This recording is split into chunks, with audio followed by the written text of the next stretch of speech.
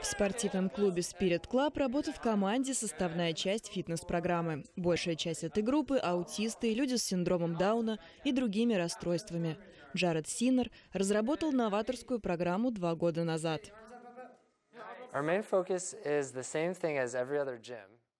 Цель нашего спортивного центра, как и других, – улучшать физическую форму. Разница состоит в том, что мы создаем особое пространство для тех, с кем работаем, чтобы все могли принимать участие в классах.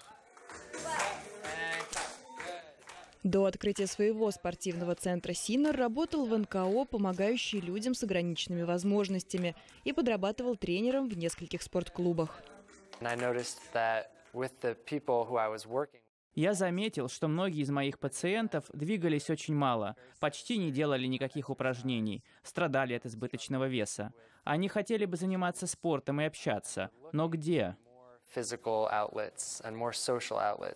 Его опыт волонтера в Эфиопии, где он работал с детьми из очень бедных семей, также помог ему лучше понять положительное влияние постоянных физических нагрузок. Эта работа дала мне понять, насколько важна организованная физическая активность в развитии социальных навыков и понимании окружающих.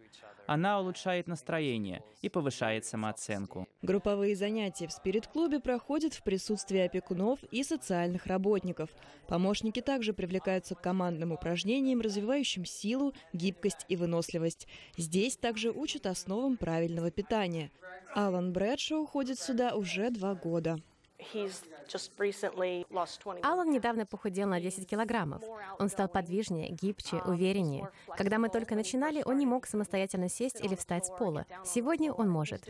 2 человека в команде тренеров-ассистентов Синнера с ограниченными возможностями. Очень важная часть моей работы – сделать так, чтобы возможности появились у всех, вне зависимости от физических ограничений, психического здоровья или финансового положения.